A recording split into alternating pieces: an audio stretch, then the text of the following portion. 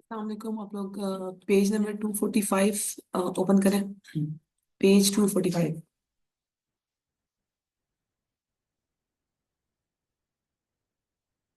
अच्छा, आपका जो मंडे को टेस्ट होगा प्रॉपर टेस्ट होगा, ठीक है? अभी कंफर्म के होगा इंशाल्लाह। तो मंडे को जो टेस्ट है वो इंक्रिप्शन तक आएगा आपको।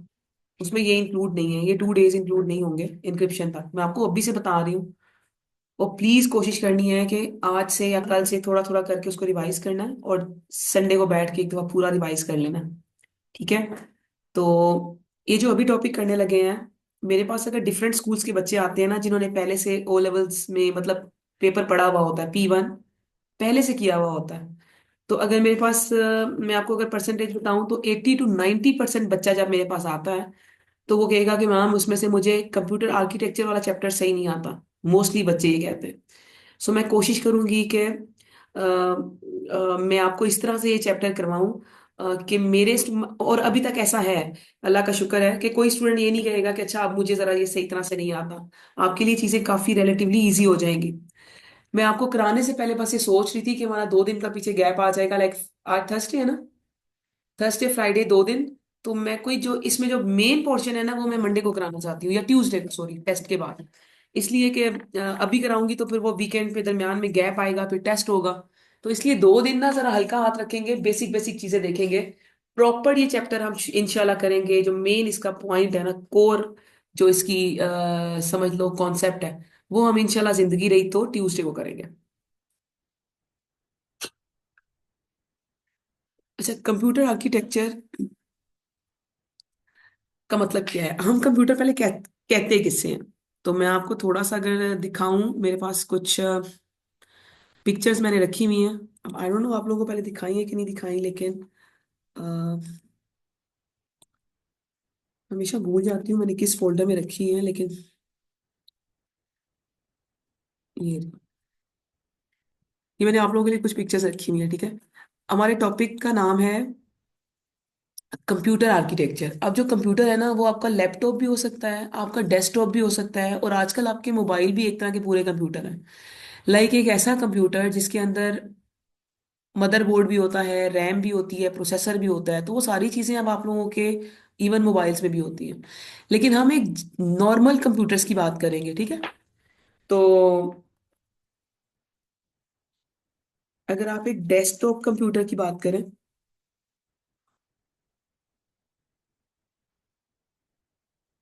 इस तरह के जो कंप्यूटर हैं उन्हें हम डेस्कटॉप कंप्यूटर्स कहते हैं। इसमें से आप सारों को आइडिया है, माउस है, कीबोर्ड है, ये आपका मॉनिटर है, इसे हम सीपीयू कहते हैं मोस्टली। ये हमारा सीपीयू है, ये वाला जो नजर आ रहा है। आप इसको जब खोलते हैं, इस सीपीयू को अगर आप खोलें तो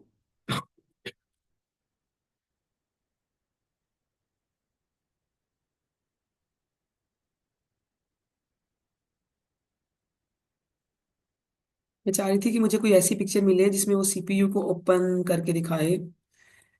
तो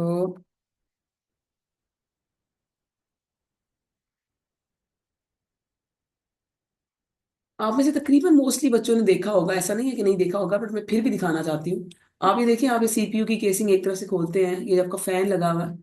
इस फैन के बिल्कुल नीचे आपका ये प्रोसेसर होता है, ये आपका, इसको प्रोसेसर कहते हैं, माइक्रो प्रोसेसर ये होता है आपका। ये बिल्कुल इस फैन के नीचे होता है, क्योंकि ये बहुत ज्यादा हीट जनरेट करता है। फैन इसको कूलिंग के लिए यूज करता है। ये अगर आप ये देखो, ये उसने एक केसिंग खोली हुई है, और इसको केसिंग की एक साइड पे अंदर अगर आप देखें तो ये आपको जो स्क्वायर नजर आ रहा है, ये ब्लू, डार्क ब्लू ग्रीन से कलर का जो आपको नजर आ रहा है, दिस इज बोर्ड आपका, ये इसको मदरबोर्ड कहते हैं। ये आपका मदरबोर्ड है। और अभी जो आप जो वर्ड अभी आपने पढ़ा है कंप्यूटर आर्किटेक्चर, वो बेसिकली आपका ये बोर्ड है। और इस बोर्ड पे ये जो प्रोसेसर लगा हुआ है, यहाँ पे रैम, ये मैं सब बताऊंगी आपको कि ये क्या चीजें होती हैं। प्रोसेसर है, आपकी रैम है, आपकी हार्ड डिस्क है, वो सब इससे कनेक्टेड होते हैं, आपके बोर्ड से कनेक्टेड होते हैं। तो इसको कैसे डिजाइन किया जाता है, तो इसकी जो इंटरनल डिजाइनिंग है ना, अभी आप वो थोड़ी सी पढ़ोगे। आपका ये चैप्टर आप समझ लें 10% ओ लेवल में है, तो 90% एएस के अंदर है, सेम यही वाला चैप्टर। एएस के अंदर इस चैप्टर में से 15 से 22 मार्क्स का क्वेश्चन आता है एएस में। तो मतलब ये इतना इंपॉर्टेंट टॉपिक है एएस के अंदर। तो ओएस ओ लेवल्स के अंदर हम खाली इसकी डिटेल पढ़ेंगे, कोई इतनी ज्यादा वो नहीं पढ़ेंगे, चीजें नहीं पढ़ेंगे। मैं आपको थोड़ी सी कोई और डायग्राम्स थोड़ी सी दिखाती हूँ, फिर मैं डेफिनेशंस पे आती हूँ। मैंने अभी ये फोल्डर खोला था, ये। तो ये वो मदरबोर्ड है जो मैंने अभी आपको दिखाया है।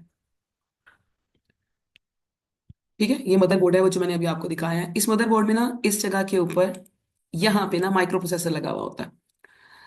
और माइक्रो प्रोसेसर क्या है, कैसे काम करता है, ये सब हम डिटेल से पढ़ेंगे आगे जाके। ये माइक्रो प्रोसेसर होता है, आपने नाम तो एटलीस्ट तकरीबन सबने सुना होगा ना, है ना। उसके बाद ना ये जो जगह नजर आ रही है ना, यहाँ पे रैम लगती है ना, ये रैम होती है। अब रैम में, क्योंकि आगे जाके आपके सिलेबस में स्टोरेज डिवाइसेस का एक पूरा टॉपिक है जिसमें आप रैम बहुत डिटेल से पढ़ेंगे। फिलहाल मैं आपको दो दो लाइंस में डेफिनेशन समझाऊंगी। ये रैम है हमारी, और समझे ये वाली जगह जो नजर आ रही है ब्लू और व्हाइट कलर की जो नजर आ रही है, या ये जो व्हाइट नजर आ रही है, यहाँ पे कहीं ना कहीं आपकी हार्ड डिस्क लगी होती है। एसएसडी भी हो सकती है, जिन बच्चों को थोड़ा आइडिया है नामों का, इसलिए उनके लिए।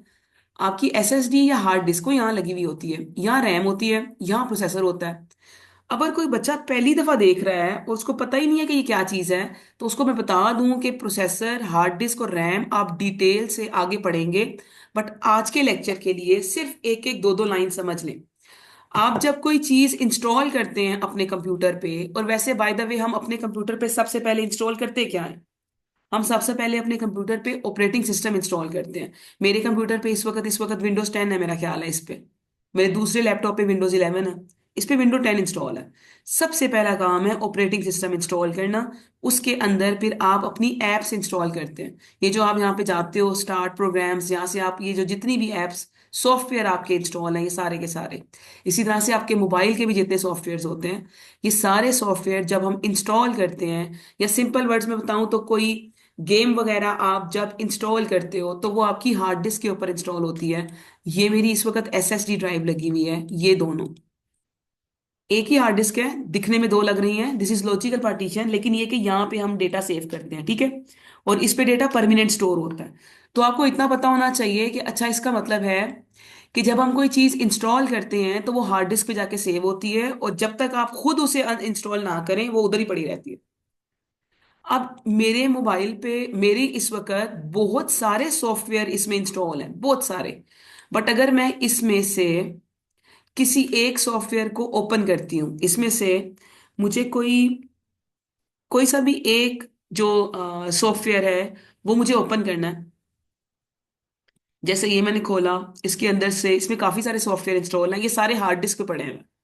जैसे ही आप इसमें से कोई प्रोग्राम ओपन करते हैं, जैसे मैं अभी यहाँ पे पावर पॉइंट एक सॉफ्टवेयर है ओपन करने लगी हूँ, उसको क्लिक करती हूँ। जैसे ही आप ओपन करते हो तो all the running programs are loaded into RAM. आप जैसे ही कोई प्रोग्राम ओपन करते हैं, आपका प्रोग्राम आपकी हार्ड डिस्क से, ये आपकी हार्ड डिस्क यहाँ पे लगी होती है, वो वहां से कॉपी होता है, लोड होता है आपकी रैम के अंदर। ये आपकी रैम है, यहाँ आपकी रैम्स लगती हैं। आपकी रैम दिखने में कुछ ऐसी लगती है, कोई ऐसा बच्चा जिसको बिल्कुल आइडिया ना हो उसको दिखा रही हूँ। ये आपका प्रोसेसर होता है, ये पिंस होती हैं, छोटी छोटी सी पिंस होती हैं इसके अंदर। और ये जिस जगह पे ये लगता है, ये ब्लू कलर की नीचे जो आपको जगह नजर आ रही है, इसमें होल्स होते हैं, तो ये पिंस ना इन होल्स में जाके फिक्स हो जाती हैं। और फिर इसके ऊपर हम फैन लगाते हैं क्योंकि ये बहुत ज्यादा हीट जनरेट करता है। तो ये आपकी रैम दिखने में ऐसी होती है, ये आपकी रैम है जिसको आप 2 GB, 4 GB, 6 GB, 8 GB RAM कहते हैं। ये रैम लगी हुई है, ये रैम्स होती है। आपने ये याद रखना है सिंगल लाइन में, all the running application, all the open programs are loaded into RAM. बाकी चीजें मैं आपको बाद में डिटेल से बताऊंगी जब हम रैम पढ़ेंगे तो। फिलहाल आपका ऑपरेटिंग सिस्टम, आपका जो प्रोग्राम जो आपने ओपन किया हुआ होता है, तो हम कहते हैं currently running programs are loaded into RAM. तो आपका वो प्रोग्राम आपकी हार्ड डिस्क से आपकी रैम में लोड हो जाता है। यहाँ तक की चीज क्लियर है ऑनलाइन स्टूडेंट? समझ आ गया कि जब कोई चीज इंस्टॉल करते हैं वो हार्ड डिस्क पे होती है, वहां से वो जब हम उसे ओपन करते हैं तो वो रैम में आके लोड होती है। Is it clear online student, और जो यहाँ बैठे हैं? इतनी बात समझ आ गई है? अच्छा, उसके बाद क्या है, ये समझ आ गया रैम के बाद। उसके बाद आपने उसको जब रन करना होता है, तो उसके लिए आपको उसको प्रोसेसर के पास, processor is the brain of your computer, तो कोई भी काम प्रोसेसर से के बगैर नहीं होता, उसको यहां से गुजर के जाना पड़ता है। तो अगेन प्रोसेसर आगे डिटेल से है, हम उसमें जाएंगे, फिलहाल इतनी डिटेल में नहीं जाते। तो ना यहाँ से जो प्रोग्राम आपके रैम में पड़ा हुआ होता है, अच्छा एक वक्त में आपने एक प्रोग्राम ओपन किया हुआ होता है या मल्टीपल किए हुए होते हैं? मोबाइल्स के अंदर भी, नॉर्मल भी, ऑनलाइन स्टूडेंट्स, मल्टीपल, है ना। तो मल्टीपल प्रोग्राम्स का मतलब है ये जो रैम होती है उसमें बहुत सारे प्रोग्राम होते हैं। उनमें से करंटली जो प्रोग्राम ओपन होता है, जैसे मैं जैसे ही इसको क्लिक करती हूँ ना, ये मेरा माइक्रोसॉफ्ट एज है, मैं जैसे इसको क्लिक कर रही हूँ ना, ये मैंने खोला है सामने, तो जो प्रोग्राम करंटली आप यूज कर रहे होते हो वो वहां से प्रोसेस होने के लिए जाता है माइक्रो प्रोसेसर के पास। मतलब अगर आपने 10 प्रोग्राम खोले हुए हैं तो वो 10 के 10 आपकी रैम में पड़े हुए होंगे। और उनमें से जो भी करंटली यूज हो रहा है, जो करंटली आपने ओपन करके जिस पे काम कर रहे हो, वो आपके प्रोसेसर के अंदर पड़ा हुआ होता है। तो कहने का मतलब ये है, मैं बिल्कुल दोबारा वापस सिंपल वर्ड्स में आती हूँ। हम कोई चीज इंस्टॉल करते हैं, वो हार्ड डिस्क पे पड़ी होती है, वहां से जब हम उसे ओपन करते हैं तो वो रैम में आती है, फिर रैम से वो जाती है माइक्रो प्रोसेसर के पास प्रोसेस होने के लिए। तो इसका मतलब है कि माइक्रो प्रोसेसर सिर्फ रैम से डायरेक्ट कम्युनिकेट करता है, वो हार्ड डिस्क से बात नहीं कर सकता। माइक्रो प्रोसेसर को हार्ड डिस्क नजर नहीं आती। माइक्रो प्रोसेसर अगर किसी चीज से बातचीत करता है तो वो सिर्फ रैम होती है, और रैम के अलावा एक और चीज है, बट फिलहाल के लिए रैम। तो ये जो आप पढ़ रहे थे ना, आर्किटेक्चर, कंप्यूटर आर्किटेक्चर का जो वर्ड था वो ये था कि हार्ड डिस्क में गेम सेव कैसे, हार्ड डिस्क में प्रोग्राम सेव कैसे होते हैं, वहां से रैम के पास कैसे आते हैं, रैम से प्रोसेसर के पास कैसे जाते हैं, उसकी बहुत सारी टेक्निक्स हैं। तो वो जो इंटरनल टेक्निक्स है ना, उनको हम कहते हैं computer architecture. This is the internal design of your computer, ठीक है।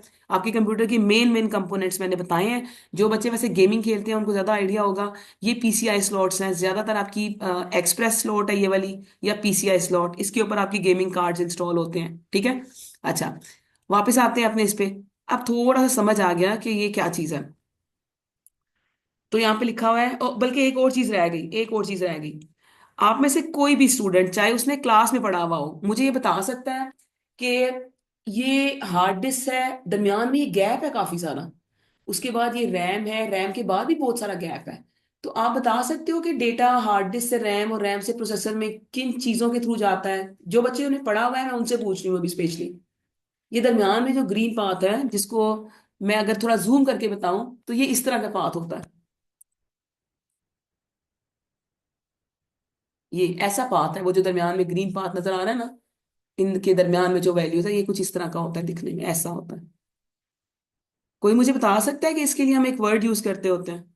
वो तो चलो दाऊद, वो तो मैंने जो बताया था ना पीछे, पैरेलल, ये पैरेलल डेटा ट्रांसमिशन है ना, वो तो ठीक है। इसके अलावा बसेस, इसको बसेस कहते हैं। आपने बोला उसे पढ़ाओ, फिर कैसे ऐसे तुक्का मारा है, सुना है कहीं? इनको बसेस कहते हैं। इन बसेस में ना डेटा ट्रेवल करता है, ठीक है। और ये मल्टीपल बसेस होती हैं, आप इनको सिंपल ना नॉर्मल बसेस की तरह समझो। ये मैं आपको एक और मजे की चीज, क्योंकि 2 दिन है ना, असल में मैं चाहती हूँ हम थोड़ा सा, थोड़ा आपकी इंटरेस्ट की थोड़ी चीजें पता हो, थोड़ी बहुत आपको आपको पढ़ने में मजा आएगा। तो मैं जरा ये चैप्टर ना बहुत उससे करवाती हूँ, मतलब प्यार मोहब्बत से। तो यहाँ पे मैं आपको एक चीज दिखाती हूँ। और किधर गया यार, तुम तो हटो यहाँ से। ये देखो, आप सारे अगर नहीं भी तो आज अपना सिस्टम चेक कर लेना। वैसे आप में से मोस्टली बच्चों को इन चीजों को पता होता है। मैं अभी माई कंप्यूटर की प्रॉपर्टीज में गई हूँ। आप यहाँ पे देख रहे हो, यहाँ पे लिखा हुआ है 64 बिट ऑपरेटिंग सिस्टम। ये यहाँ पे देखो, मेरे इसमें लिखा हुआ है मेरा कंप्यूटर 64 बिट ऑपरेटिंग, मेरा ऑपरेटिंग सिस्टम 64 बिट है। और मेरा जो प्रोसेसर है वो भी 64 बिट को सपोर्ट करता है। इसका मतलब है, वो जो अभी मोहम्मद ने बसिस का नाम लिया था, ये जो दरमियान में पिक्चर्स के दरमियान में, ये जो बसिस, ये जो लाइंस हैं, इनको हम बसिस कहते हैं। जिस तरह आपकी नॉर्मल बसेस होती हैं, अब्दुल रहमान, अगर 64 सीटर बस है और एक 32 सीटर बस है, ठीक है। तो इसी तरह से हमारे कंप्यूटर होता है, 32 बिट होता है और 64 बिट होता है। मेरे वाला अभी 64 बिट है, ठीक है। अब्दुल रहमान 32 सीटर बस है, मुझे यहाँ से इस्लामाबाद जाना है, और मेरे पास पैसेंजर जो हैं, बंदे जो हैं, वो 64 है, लेकिन हमारे पास बस जो है वो 32 बिट है। तो क्या करेंगे, क्या करना पड़ेगा? एक और बस लेंगे, या दूसरा ऑप्शन, 2 चक्कर लगाने पड़ेंगे। तो रैम से उठा के प्रोसेसर के पास लेके जाएंगे, आधा डेटा जाएगा, फिर वापस आएंगे, फिर बाकी के आधा डेटा लेके जाएंगे। तो 1 घंटे का अगर डिस्टेंस है तो 2 घंटे लग जाएंगे, यही बात है।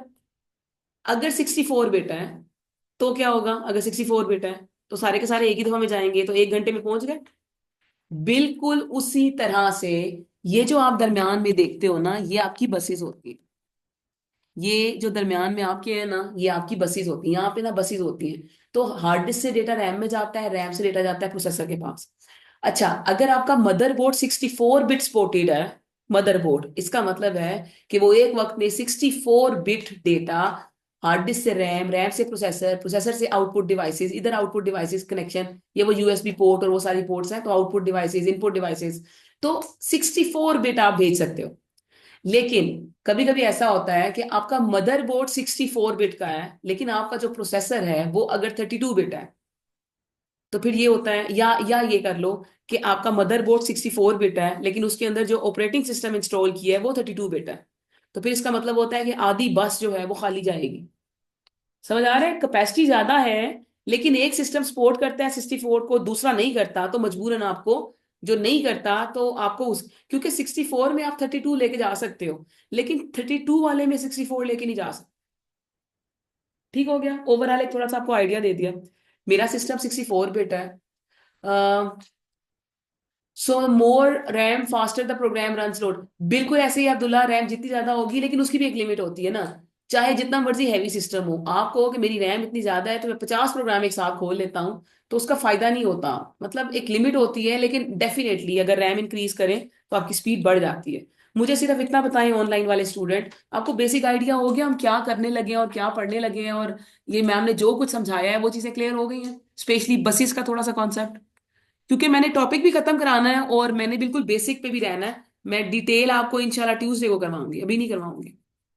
क्योंकि मैं बसेस पे आ गई हूँ, तो मैं ना बसेस पे एक चीज और आपको समझाती हूँ, फिर हम बसेस का टॉपिक ही कंप्लीट करते हैं, हम कोई लंबा चौड़ा उस पे नहीं जाएंगे।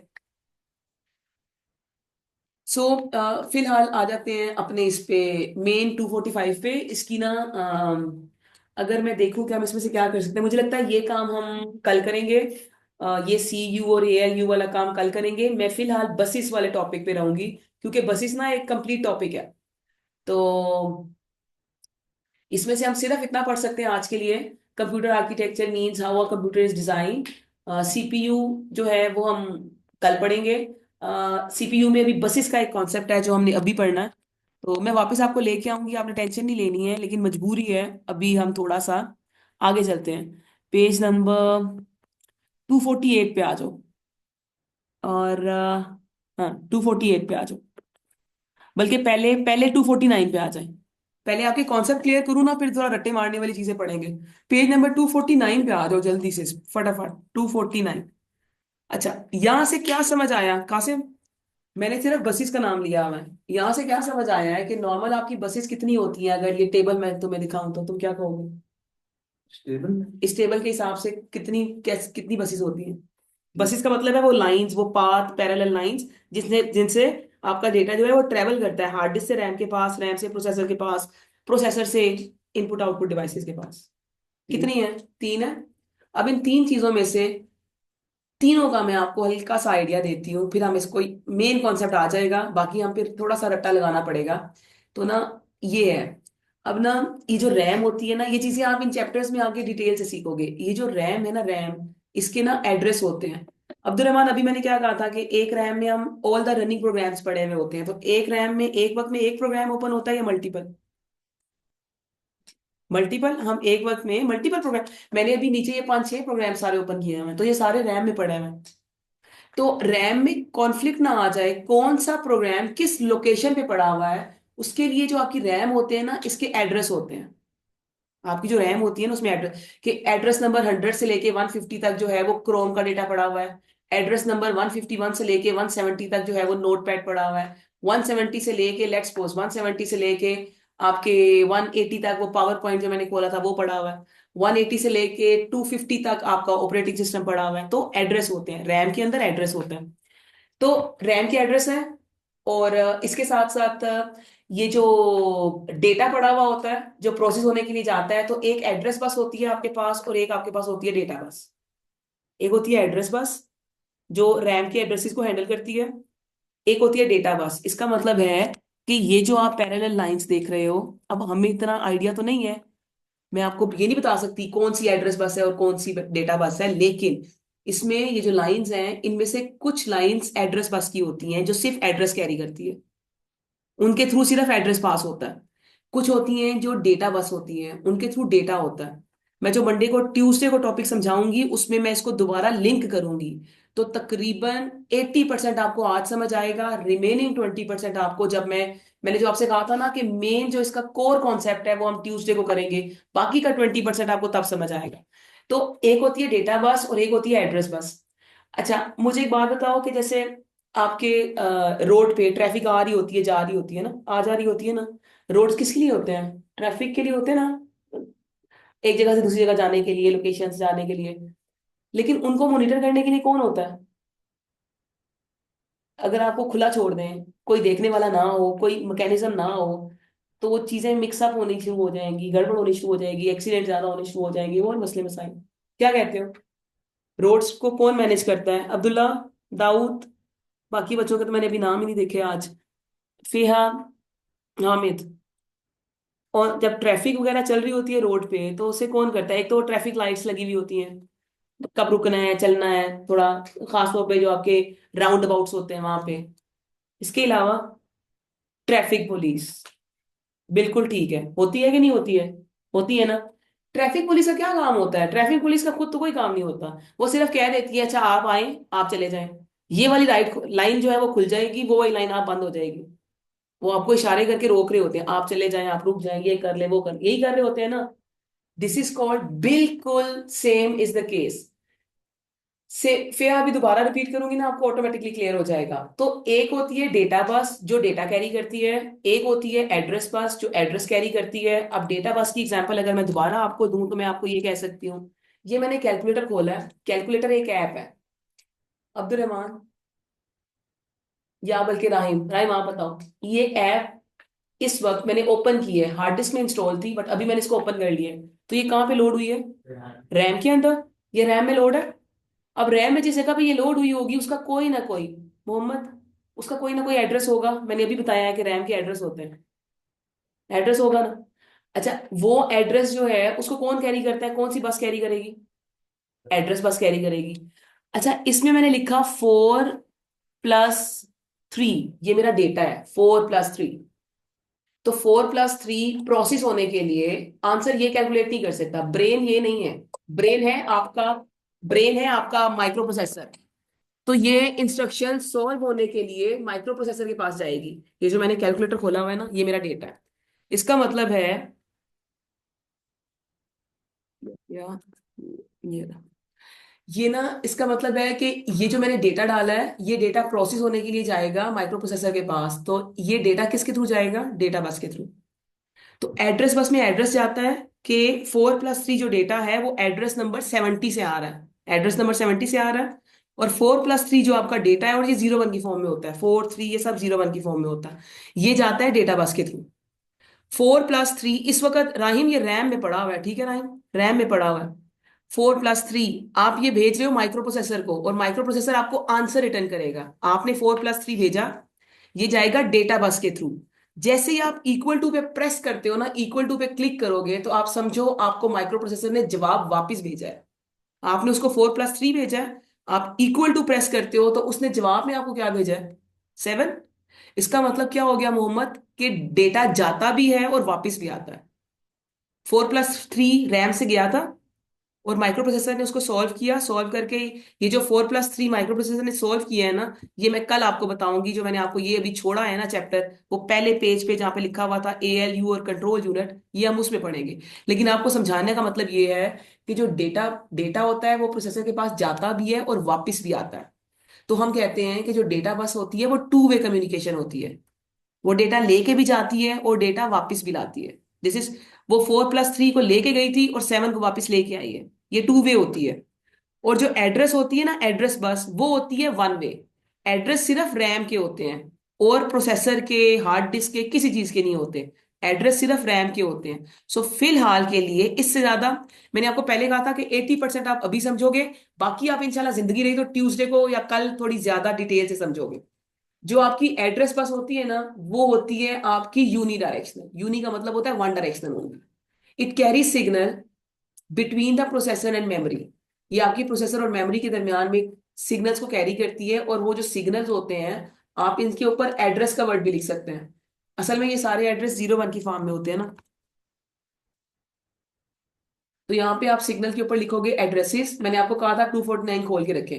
इट कैरीज एड्रेसेस रिले इस पूरी लाइन की जगह, मतलब मार्किंग स्कीम के वर्ड्स बता रही हूँ, इस पूरी लाइन की जगह आप ये ना लिखे, बेशक आप लिखे it carries addresses between processor and memory, और it is unidirectional. Unidirectional का मतलब होता है data is travel in one direction only. ठीक है, ये यूनी डायरेक्शनल होती है। डेटा बस में आप ये याद रखोगे, it sends the data between sender and receiver, sorry, it sends the data between processor, the memory and input output device. और ये बाय डायरेक्शनल होती है। बाय डायरेक्शनल का मतलब होता है data can travel in both direction. आप data send भी कर सकते हैं, रिसीव भी कर सकते हैं।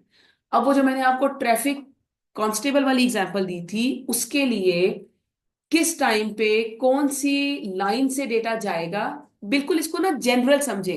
मैं आपको, आप याद, मतलब आप पहले दिन इसकी डेप्थ में नहीं जा सकते ना, तो आप ऊपर ऊपर से इसको समझे खाली। किस लाइन पे किस वक्त डेटा ट्रेवल होगा, किस वक्त नहीं होगा, किस लाइन में पहले से डेटा जा रहा है, अभी दूसरा डेटा आप इस पे नहीं भेज सकते क्योंकि पहले से डेटा जा रहा है। ये सारी जो मॉनिटरिंग करती है वो कंट्रोल बस करती है। ये सारी मॉनिटरिंग कंट्रोल, कंट्रोल बस ना डेटा ट्रेवल करती है ना एड्रेस, वो सिर्फ एड्रेस बस और डेटा बस बस के ऊपर चेक एंड बैलेंस रखती है। जिस तरह आपके ट्रैफिक कांस्टेबल्स होते हैं, वो सिर्फ ये देखती है कि कब एड्रेस बस से डेटा जाना चाहिए, कब नहीं जाना चाहिए। अगेन इसकी भी फर्दर डिटेल आप कल की क्लास में पढ़ोगे। फिलहाल के लिए सिर्फ आप इसकी डेफिनेशन याद करेंगे आज के लिए। आप इसकी डेफिनेशन याद करोगे, it carry signals relating to control and coordinate all the activities within the computer. और ये यूनी डायरेक्शनल होती है। It is uni, sorry, it can be uni और बाई डायरेक्शनल, ये दोनों तरह से काम करती है। यूनी भी हो सकती है, बाई भी, डिपेंड्स ऑन द सिस्टम। कुछ सिस्टम्स के अंदर ये वन डायरेक्शन होती है, कुछ सिस्टम के अंदर ये आपकी बाई डायरेक्शनल होती है। ठीक है, फिलहाल के लिए इतना। अब आते हैं वापस, थोड़ा सा कितना टाइम हो गया, अभी है थोड़ा सा टाइम हमारे पास। अब आते हैं वापस, मेन हमारा कॉन्सेप्ट कंप्लीट है। मैं आपको बल्कि एक क्वेश्चन भी करा देती हूँ।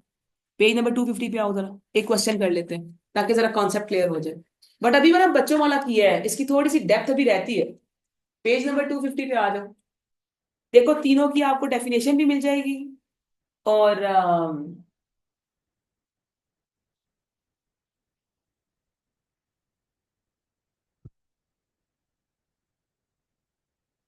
This is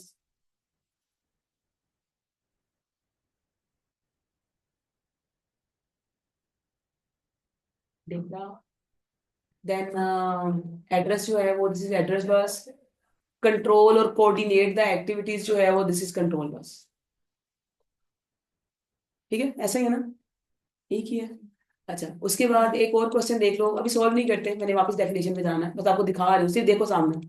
Signals are sent to and from the components of a processor using buses. Identify and describe the purpose of two different buses. अब आपके पास ऑप्शन है तीन बसेस में से दो में से जिसका मर्जी नाम लिखे, कोई से दो का नाम लिखना है। मैं आपको इसकी मार्किंग स्कीम दिखा रही हूँ फिलहाल। इसकी मार्किंग स्कीम दिखा रही हूँ आपको, ये देखो ये लिखा हुआ। एड्रेस बस लिखोगे तो बताओगे it carries addresses, data travels in one direction, unidirectional, वो देखो दो नंबर हो गए एड्रेस बस। डेटा बस के बारे में लिखोगे तो लिखोगे इट कैरीज डेटा, और it travels in both direction, by direction, दो नंबर हो गए। अगर कंट्रोल बस के बारे में लिखोगे तो लिखोगे it carries signals, it coordinate और डायरेक्ट द क्या कहते हैं different activities of microprocessor, और it can be either unidirectional और बाई डायरेक्शनल। मतलब जो बातें अभी तुम लोगों को सुनाई हैं, आप सिर्फ वो बातें अगर दिमाग खोल के फोकस होके बैठे हुए हो, तो आप 6 नंबर का क्वेश्चन सॉल्व कर सकते हैं। ये 6 मार्क्स का क्वेश्चन था, दो बसेस के नाम लिखने थे और हर बस के बारे में दो दो डेफिनेशन। उसके बाद नीचे एक और क्वेश्चन है, नेम 3 बसेस, सिर्फ नाम लिखना है। तो डेटा बस, एड्रेस बस और कंट्रोल बस, 3 नंबर ये हो। ये तो हो गया जो अभी तक आपके पेपर में क्वेश्चन आए थे, बिल्कुल बेसिक्स वाले। अब आज का जो काम है, मेन जो आपने काम करना है वो है, पेज नंबर 248 पे आओगे, वापस 248 पे। और ये थोड़ा सा एक दफा फटाफट पढ़ लेते हैं, मैं इसकी डेप्थ में भी नहीं जाऊंगी, कल अगर जाना हुआ तो जाऊंगी। बट ठीक है, फिलहाल मैं ओवरऑल एक दफा, ताकि टॉपिक खत्म हो जाए। ये पेज नंबर कौन सा है बताओ जरा, 48 है ये वाला? 48 है, चलो। इन सारी बसेस को ना, इन तीनों बसेस को मिला के हम कहते हैं सिस्टम बसेस। इन तीनों बसेस को मिला के, बसेस मूव्स डेटा, अब ये डेफिनेशन ना आपने याद करनी है अगर आपको वो जनरल डेफिनेशन पूछे। बसेस क्या करती हैं, तो they move data around the computer and also send control signal to synchronize the internal operation of computers। ये थोड़ा रट्टा मारना है, डेफिनेशन याद करनी है। System buses use parallel transmission. ठीक है, पैरेलल ट्रांसमिशन पे काम करती हैं। फिर आपकी तीन बसेस हैं, आपकी तीन बसेस हैं। एड्रेस बस है, डेटा बस है और कंट्रोल बस है। आप ये देख लो मेन पॉइंट्स वही हैं। एड्रेस बस यूनिडायरेक्शनल होती है, डेटा बस बाई डायरेक्शनल है, सब कुछ वही है। बाकी की जो डिटेल है ना वो आज के लिए थोड़ी मुश्किल हो जाएगी, मतलब लंबी हो जाएगी। लेकिन ये है कि मैं चाहती हूँ मैं हल्की सी आपको बताऊं, लेकिन वो मैं कल बताऊंगी, आज नहीं बताना चाहती क्योंकि ये फिर दोबारा एक लंबी चौड़ी कहानी है। सो फिलहाल आप इसको एक दफा घर जाके देख लीजिएगा। एड्रेस बस, डेटा बस, वही सारे पॉइंट्स हैं जो हमने अभी डिस्कस किए हैं। कुछ चीजें अगर नहीं समझ आएंगी कल मुझसे पूछ लेना, हो सकता है कल मैं हल्का फुल्का थोड़ा सा और एक्सप्लेन कर दूं। लेकिन इज इट ओके अगर हम अभी के लिए इतना ही रखें तो? असल में थोड़ी सी टेक्निकल चीजें हैं ना, तो मैं ज्यादा उस पर नहीं जाना चाह रही। बस आप इसके थोड़ा रट्टा मार के और तीन क्वेश्चन याद कर लेना। Is it okay? वो अंदर वाली चीजें बहुत डेप्थ है ना, वो फिर सर के ऊपर से गुजर जाएंगी। तो आज का दिन सिर्फ ये है कि सिस्टम बसेस की तीन टाइप्स होती हैं। तीनों की हमें दो दो तीन तीन नंबर की डेफिनेशन आनी चाहिए, that's it, according to O level syllabus. सही है? ठीक है। तो जो तीन क्वेश्चन है बस वो आप कर लीजिएगा। So Feha, now is it clear? Feha को थोड़ी सी कंफ्यूजन थी। इज इट क्लियर बस इसका टॉपिक खाली ओवरऑल, डेप्थ में जाए बगैर?